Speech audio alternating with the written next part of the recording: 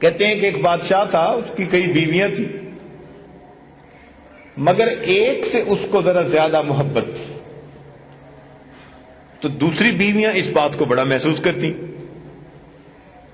آپس میں بات کرتی کہ خاندان میں ہم بہتر، حسن و جمال میں ہم بہتر، مال و منال میں ہم بہتر، فضل و کمال میں ہم بہتر، اور بادشاہ کی محبت کی وہ نظر ہم پہ نہیں اٹھتی جو اس پہ اٹھتی ہے۔ تو ہم بادشاہ سے پوچھیں گی۔ چنانچہ ایک دن انہوں نے سوال کیا کہ جی کیا مسئلہ ہے، ہم میں کس چیز کی کمی ہے؟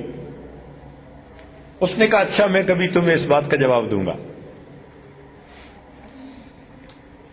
کچھ دنوں کے بعد وہ بات ہی بھول گئی۔ تو ایک دن بادشاہ نے کہا کہ میں آج بہت خوش ہوں اور میں چاہتا ہوں کہ آپ لوگوں پر میں آج خوب اپنے انعام و اکرام کی بارش کر دوں۔ تو اس بات سے بیویاں جتنی خوش ہو سکتی ہیں وہ کسی اور بات سے تو نہیں ہو سکتی۔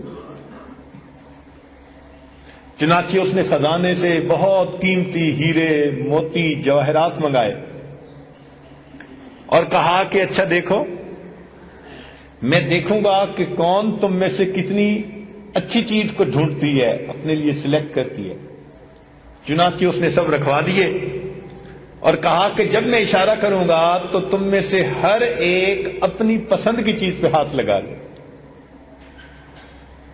چنانچہ اشارہ کرنے کی دیر تھی، کسی نے ہیرے کے ہاتھ رکھا، کسی نے یاقوت پہ ہاتھ رکھا، کسی نے موتی پہ ہاتھ رکھا، کسی نے سونے پہ ہاتھ رکھا، سب نے اپنے اپنے ہاتھ مختلف چیزوں پہ رکھ لیے، اور وہ جس کی بادشاہ کے ساتھ کوئی خاص محبت کی بات تھی وہ اپنی جگہ کھڑی رہی۔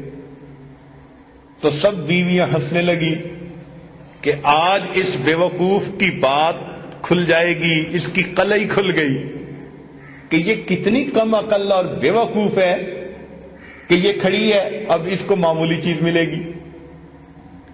تو بادشاہ نے حیران ہو کر اس سے پوچھا کہ کیا بات ہے، آپ نے کوئی چیز نہیں اپنے لیے چنی؟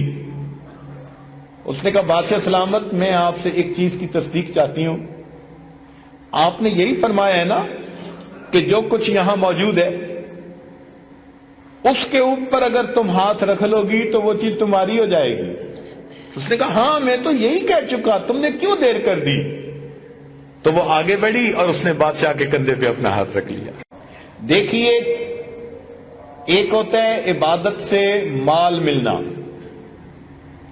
عبادت سے دنیا کی شہرت ملنی، عبادت سے حور و قصور کا ملنا، جنت کا ملنا، سب فانی چیزیں ہیں، اور ایک ہے اس عبادت سے رب کریم کا مل جانا۔ اس سے بڑا انعام کوئی نہیں ہو سکتا۔